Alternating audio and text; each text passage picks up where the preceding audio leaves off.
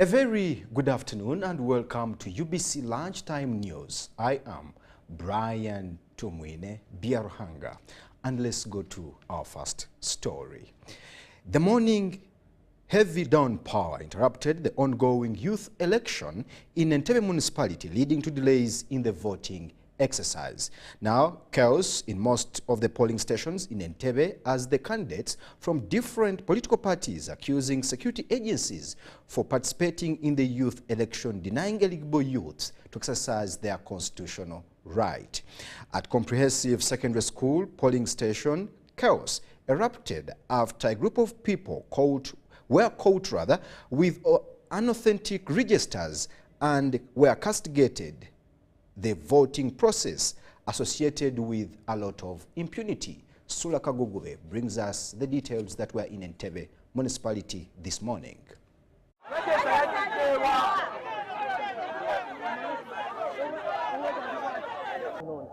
But I don't know what is their intention to deploy all this, but we pray that all goes well and we vote in a good manner so that we can have a free and fair elections here at Entebbe Comprehensive.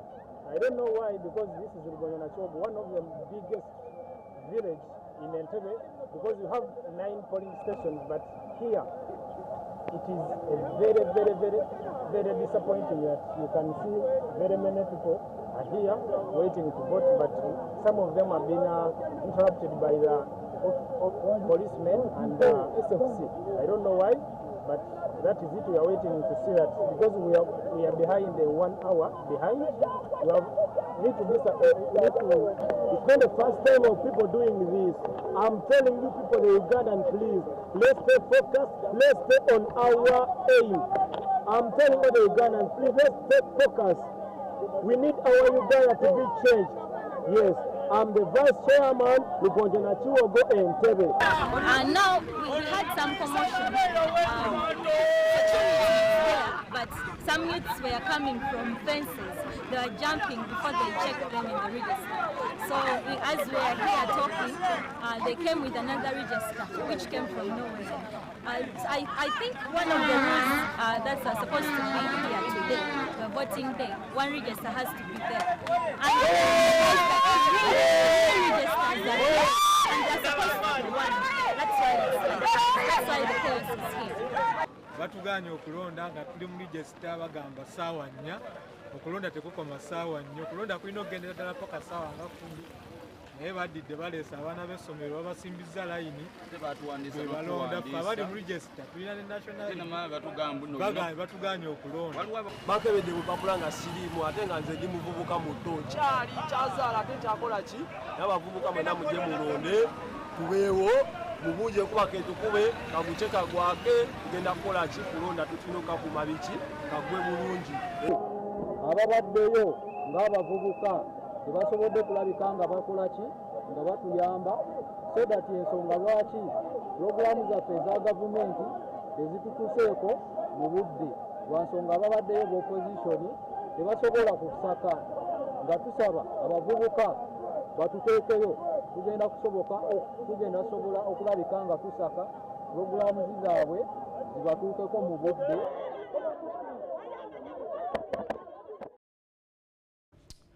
Those are the youth elections and the chaos that was in Entebbe municipality.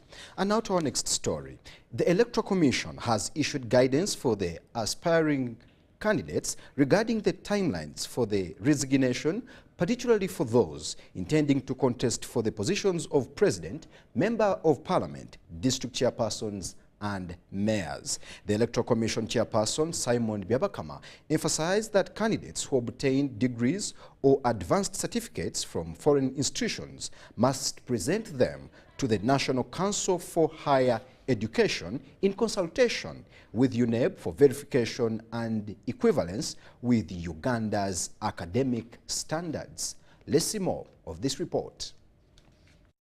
Member of Parliament or District Chairperson is required by law to establish their academic qualifications with the Electoral Commissions as persons holding a minimum qualification of advanced level or its equivalent at least 2 months before nomination day. Who intend to contest for the office of the president. The deadline of establishing your academic qualifications is 1st August 2025. If you intend to contest for parliamentary position, deadline 16th July 2025. Those who intend to contest for district chairpersons, deadline 3rd July 2025. All those persons who had their academic qualifications verified in previous elections, for example, those who participated in 2021 elections, for purposes of the 2025 general elections, you are required to re-verify your academic qualifications with the National Council for Higher Education in consultation with the Uganda National Examinations Board. Those persons claiming to have an advanced level qualification obtained from outside Uganda, if you studied outside Uganda and you obtained the A level of Kenya or Rwanda or DRC or wherever, you're also required to go to National Council for Education to establish that your A level obtained in another country is equivalent to our A level, to the A level of Uganda. The Electoral Commission shall not accept a statutory declaration or affidavit as evidence of an academic qualification. Some people are fond of just going to a lawyer, getting an affidavit or a statutory instrument to confirm or to prove as proof that they have the requisite academic qualifications. This is not permitted in law.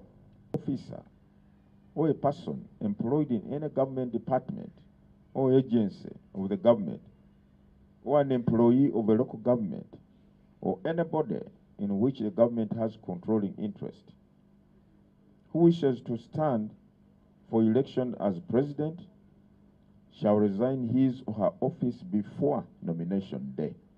Before nomination day. Secondly, a public officer or a person employed in any government department or agency of the government, or an employee of a local government, or anybody in which, or any agency in which the government has controlling interest, who wishes to stand for election as a member of parliament shall resign his office at least 90 days before nomination day.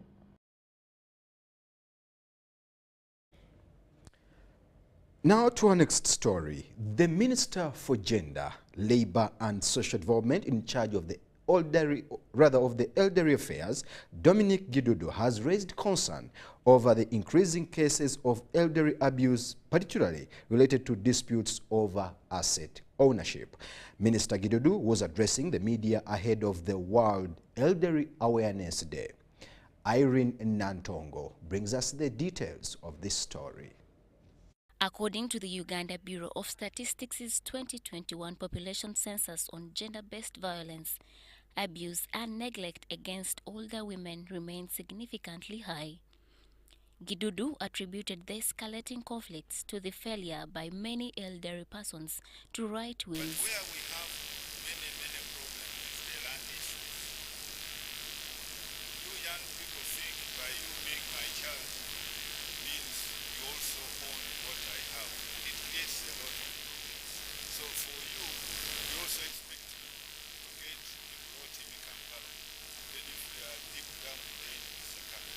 So that when you compare the two, you can't die for your father's land, because the plot of your father may be worth only 5 million and yours be worth 200 million. He also cautioned elderly men against marrying young women, saying such decisions often spark family disputes and exploitation. We are also advising our elders to make wills that yes, when they go, the children should know what is entitled to them and they don't have to fight over these things.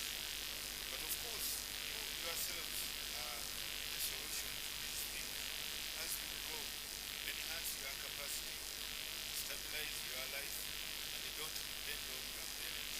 Meanwhile, elders are now calling for a revision of the constitution to strengthen social protection and policies for older persons.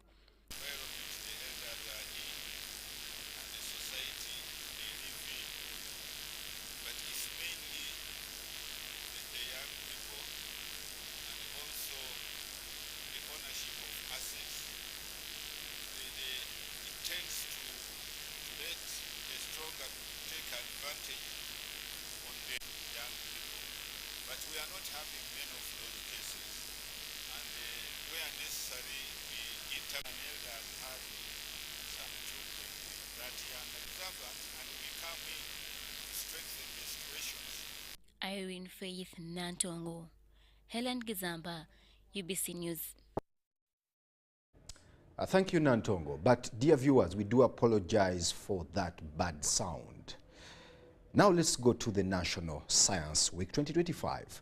Over 300 innovators are lighting up Kololo Independence Grounds with tech demos, policy dialogues, and investor matchups and research exhibitions as the National Science Week 2025 kicked off in grand style.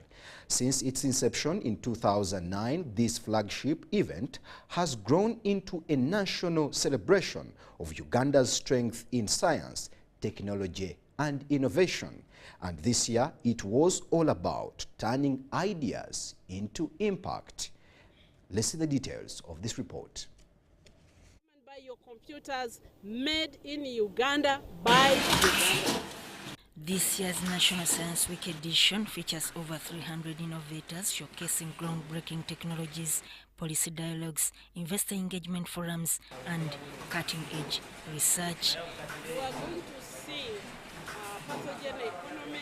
We are going to be exhibiting medicines made in Uganda because of the efforts of science, technology, and innovation in the country. There is a whole pharmacy. Many of you don't think that Uganda makes quality medicines. Please come and see. You are going to see right from the idea, from the innovations to those which are ready in the supermarket. You can bring your prescription and buy Uganda-made medicines, quality, affordable. Held under the theme Made in Uganda, from innovation to market, the event is showcasing homegrown ingenuity poised for global markets. Medicines, but there are people working in industry, technology, these new technologies. There are people working in engineering, and they usually don't meet to crisscross their ideas so that they can crossbreed. Because you'll find that you make a medicine, but that medicine needs some software to work in the way you're working, and it needs to be manufactured. So we organized the summit also to bring out that. Then the National Science Exhibition has brought together Uganda's top scientists, policymakers, and entrepreneurs. Among the showstoppers at the National Science Week is the Biopharma, Uganda's $2.5 billion biotech facility in Matuga, founded by Dr. Matthias Magola, commissioned in 2021 and certified by the FDA, EMA, and WHO. Day Biopharma can produce up to 1 billion vaccine doses annually, marking Uganda's bold leap into pharmaceutical independence. That allows us full-scale production just came out. That has been the hindrance. Now that we have full license, you're going to see products following. And next month we are thinking we should commission the largest pharmaceutical campus on the Africa. This is the largest pharmaceutical campus on the African continent. There's nothing like this anywhere in the world. Having more than 20 manufacturing units. From artificial intelligence and robotics to agro-industrial science, clean tech, and digital health, the event captures Uganda's steady rise as a creator, not just a consumer of innovation. And sell to the Ugandans. So we are inviting all Ugandans. Science has now moved beyond the scientists. We have now brought the science to the public for all of us, whether you're a scientist, whether you did a business, whether you own a kiosk, science has reached to bring value to us. Sudat Kaye, UBC News. Thank you, Sudat, for that story. Now, while it is a sector known to be a second to coffee in terms of foreign exchange earnings, almost half of the fish produced in Uganda is consumed locally. This underscores the need to support and embrace the sector at pond, cage, and lake capture levels. The State Minister for Fisheries, Helen Ador, was speaking at Uganda Media Center, where she announced the upcoming aquaculture conference, emphasizing the need for sanity on lakes and extensive consultation in the fishing industry. Henry Okrot brings us to speed. That the fisheries sector remains key in Uganda's economic landscape is one fact that requires attention. It calls for more support, policy, commitment, and political will. This is what government has been doing, emphasizing fish farming as the way to go. It attracts foreign investment, collaboration, and attention to local opportunities. It encourages inclusive participation, especially for women, youth, and smallholder farmers. Reports indicate that nearly half of the fish harvested from the lakes and the farm is consumed locally. Others are regional markets in Kenya, DRC, South Sudan, and Rwanda. This is how the sector has been able to increase Uganda's export earnings from the lakes and ponds. Currently, the production from aquaculture, that is from fish farming, is 130,000 metric tons annually. Factories need a certain size, not this huge one of 20 kilos, of 50 kilos, 80 kilos, 100. Most of it is consumed in our domestic market. As the country gears up to host the upcoming aquaculture conference, regulations, laws, policies, and guidelines need to be in place. You see, regulations is like another law. You don't just hurry with it because you want to please the country. You have to go to the fishermen to find out. Then the consumers, you have to find out from you, the journalists. You have to find out from the lawmakers coming from fishing communities. And we are going to bring investors from different continents to be part of this conference. The conference, slated for next week, will be held under the theme Aquaculture on the Rise. Henry Okrut, UBC. Thank you, Henry, for that report. Now, residents of Kulva Parish in Arua district have decried the poor condition of Arua Road, saying that it has become a source of insecurity and frequent accidents. The 72-kilometer stretch, which was tarmacked in 2003, has since deteriorated into a dangerous road, disrupting businesses as vehicles often break down along the way. Joseph Odama brings us to speed. This bad road passes through my village. It has caused a lot of problems. When vehicles are coming, the heavy trucks are coming, people normally offload things from here. The thieves, they normally steal things from the truck. Sometimes they are gunshots. Recently, we had a terrible accident whereby a trailer moving with the fish, things from South Sudan going to Congo, lost the control and fell in the train, whereby we lost the one person.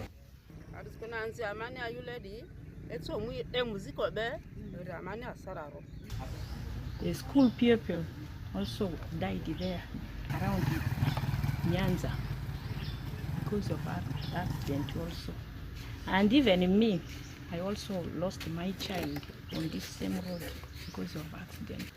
We have been even talking to the councillors, they should raise the issue of this road. Even when His Excellency was addressing the State of Nation address, because this came to him in caucus when I raised it, he mentioned, and it's among the few priority roads that he has put in his plan to fix in this country. I want to alert the affairs of West Nilanders that this road from Entebbe to Arua is under control by the statement of the head of state, who has pronounced himself that it will be fixed, and it is among the few priority roads that he has put for this financial year starting July 2025.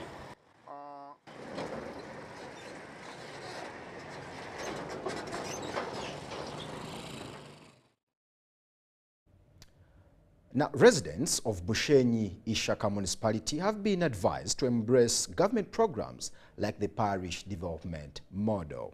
Now, this was by Marvin Bayaruha during his village-to-village consultative meeting that took him to several places, including Roharo Parish in Bushenyi district. Let's see more of the report. PDM. That is a very, very good program, which I see is benefiting the people. Just has a few issues here and there, which are not of his making. These are from the implementers, but otherwise it's a very good program. You know, the 4-acre model, in essence, really started here in Ohio, where we have been. This used to be what the president called a model village, and this is what he had wanted those days back. So I had gone to Roharo also to assess where are we now vis-a-vis what he wanted. What I'm currently engaged in now is consultations with the people of the Ishaka municipality in all villages. I'm trying to get to know, one, their problems. Two, I'm trying to see how they are engaging with government programs like PDM and others, to see whether these have been successful, what needs to be done to maybe to tweak here and there. My dear ladies of Bushenyi Ishaka municipality, as a woman and under Marvin Foundation, there is so much that we want to give back to you people. To use your hands, to know what to do. So to yon tuija, I'm the leader of that project. I'm coming to you women to add some value in your homes, to empower you. Mbejese okora majita, okora sabuni. Ni mmanyengo kumuraheza kubukora, muzomu katare mbugure, kandi n'ekindi mmanyengo obwongo bwanyu nibwo bwabukora.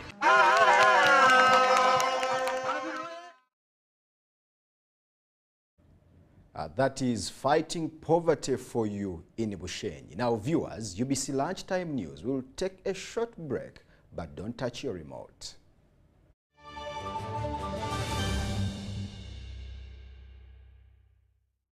Here's your chance to win school fees for your child for a whole year. Just pay school fees using Momo.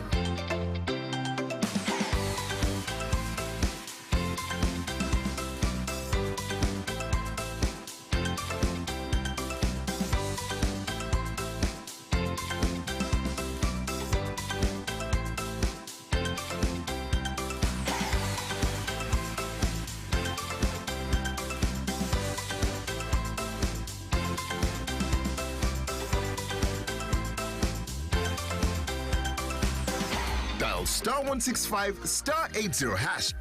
Select option 2 for school pay. Select option 1 to pay school fees. Enter the student number and amount and approve the transaction. You are now entered a draw to win school fees for your child for a whole year.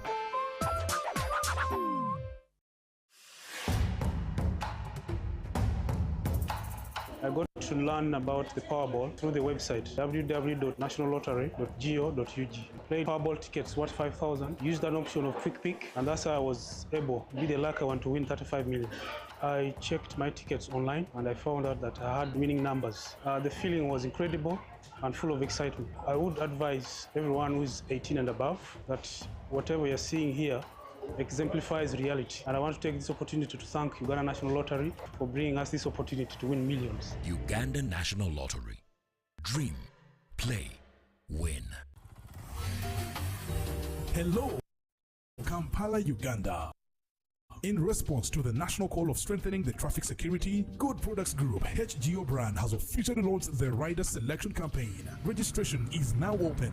Visit www.riders.hgo.com. Complete your registration now for a chance to win exciting prizes including motorcycles, exclusive HGO gift boxes, and official rider vests, all while promoting safe riding awareness. This is how to participate. Pay the registration fee, invite 3 friends to form a team of 4, and your registration fee will instantly be refunded. Begin your journey of honor today. Don't miss this opportunity. Join the challenge, promote road safety, and become a pioneer rider. For details, visit the official Good Products website at www.hgo.com or call toll-free 0800-335-555 or visit our offices at Kingdom Kampala 3rd floor to register now and win prizes worth millions. From the day your child is born, you want to protect them. You want to protect them from the harm you know and the things your eyes can see. Protect them from falls when they are playing and as they are learning the world. But what protects them from the things your eyes can't see? Diseases attacking their bodies. Immunization from as early as birth, 6 weeks, 10, 14 weeks, to 9 and 18 months. And malaria starting at 6, 7, 8 to 18 months. Protects children from diseases, giving them the foundation they need to grow stronger and healthier. Parents and caregivers, remember to immunize your children 9 times from birth to 18 months to protect them against vaccine-preventable diseases such as measles, rubella, polio, pneumonia, hepatitis B, tuberculosis, tetanus, meningitis, yellow fever, diarrhea, whooping cough, diphtheria, and malaria. All vaccines used for immunization are safe, effective, and free. This message is from the Ministry of Health with support from UNICEF, WHO, and partners.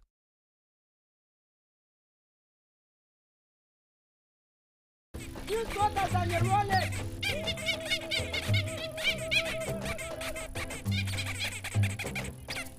Bobby, again! What's the drama? Drama? Colleagues, elections for special interest groups are calling. SITs, elections, youth, PWDs, elderly. It's time to vote for our leaders, June through August. From village to parish to district to nationals, youth, PWDs, elderly. It's time, go vote your leaders. No! F-bomb-B! Elections are supposed to be peaceful. Easy vote, okay? Youth, elderly, and persons with disabilities. It's time to choose our leaders. Let's show up and participate in the special interest group elections. Starting June through August this year. Your vote, your voice. My vote, my voice. This message is brought to you by the Uganda Electoral Commission.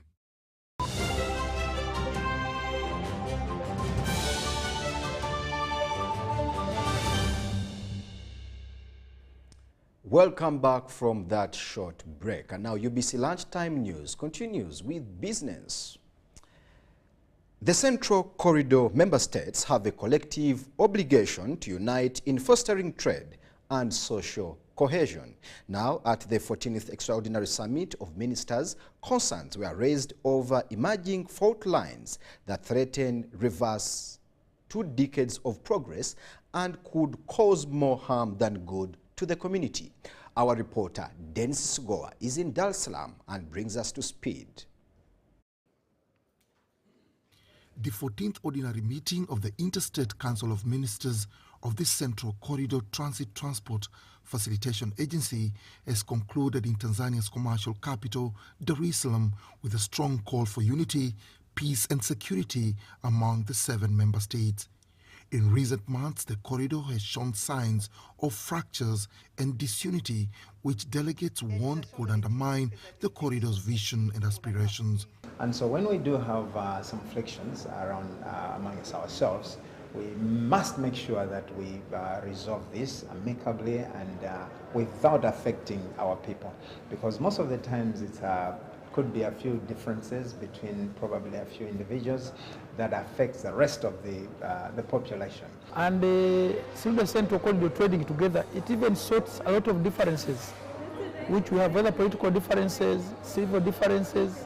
You know, it is about making money. Trade is about making money and making our people aware how their commodities are sold to the places of destination. So we hope the Central Corridor, by uniting us via trade, in the future you'll find all of us were speaking the same language. During the meeting, the rotational chairmanship of the Interstate Council of Ministers was peacefully handed over from the Democratic Republic of Congo to Malawi. Until we are united, we cannot be powerful. And I hope that I'll get your support. Delegates emphasized the urgency of removing trade barriers, boosting regional investment, and enhancing the competitiveness of the Central Corridor. We have witnessed significant improvements in port performance. Delays and congestion have been substantially reduced, and even as a cargo volume continue to rise. To sustain this gain, the government is now prioritizing the improvement of cargo evacuation from the port, which currently rely heavily on the road transport. By working together, embracing innovation, and prioritizing sustainability, we can build transport corridors that are not just efficient, but also resilient, equitable, and environmentally sound. As the 2024-2025 financial year closes, the Executive Secretary of CCTTFA, Advocate Florio Kanju, unveiled the approved 2025-2026 work plan focused on strengthening trade, transport and logistics. Key among the initiatives is the fast-tracking of the CCTTFA's ultra-modern headquarters to be named the Ushoroba Building, to be constructed right here in Dar es Salaam. The Interstate Council of Ministers decided, as per below, considered and signed a resolution for construction of a CCTFA headquarter office building. 3. Noted and commended the progress on implementation of the Green Economic Development Corridor Initiative, which aims at a transformation of the Central Corridor.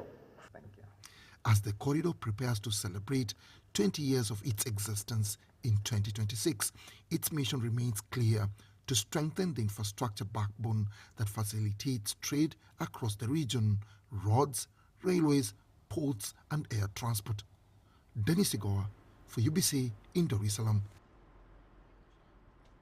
Thank you, Dennis, for that report. The Chief Executive Officer of Uganda Federation of Maul Gemgos Community Credit Cooperatives, Andrew Chepa, has hailed the Korean Maul Gemgos model as a game changer in tackling youth financial exclusion in Uganda. Now, Chepa affirmed that the Federation is creating inclusive platforms that empower youth to access financial services, build credit history and cultivate strong financial habits. Let's see more of this report. The Uganda Federation of Mau Gumgo Community Credit Cooperatives has intensified efforts to empower youth across the country, with impactful training programs now taking root in eastern, northern and central regions. In northern Uganda, Gulu, Oyam and Lira districts played host to one of these transformative trainings under the Mau Gumgo model, a community-driven approach providing practical solutions. With support from the Ministry of Interior and Safety, Korea, organized financial literacy trainings. These trainings, one, are aimed at providing them with the necessary skills to be able to save, to be able to invest, that when they borrow money from their cooperatives, they are able to pay back. Deborah Chwanuka, a globally certified financial literacy expert accredited by the Central Bank, urges youth to set clear financial goals and adopt sustainable practices that empower their communities, emphasizing that community investment, cooperation and the formation of Mau Gumgos provide locally driven financial solutions. To the youth, number one is to know that the solution to their financial challenges is within them.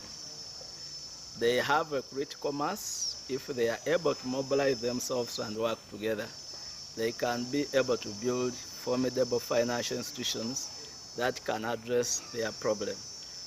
The participants described the initiative as the best local learning tool to manage finances, start businesses, and contribute to northern Uganda youth economic growth. We agree 100% that the Ministry of the Interior, Safety, South Korea should actually bring more of such trainings so that it inspires with the youth. I've heard that the more you save, the more wealthy you will become in future. After saving, you plan for that money. After planning for the money, then you spend. If you want to spend any money, it should be spent well. Any little money you get, you should put it in saving. Alongside the financial literacy training is collaboration with the Korean Agro-Business Innovation Center, which is gaining capacity in agro-business value chains, an essential step boosting agricultural youth enterprise. From this 새마을금고 model, just we can promote our potential from the village level. We can share our experience of 새마을금고, and we can develop and improve together. So far, over 600 youth have received comprehensive training in financial literacy, governance, and agribusiness, arming them with the tools they need to thrive in today's economy. Sudat Kaye and Robert Boita, UBC News. Thank you, Sudat and Boita, for that story. Now, that financial literacy story brings us to the very end of UBC Lunchtime News. Thank you for being part of us. I am Brian Tumwine Biarhanga. Goodbye and God bless Uganda.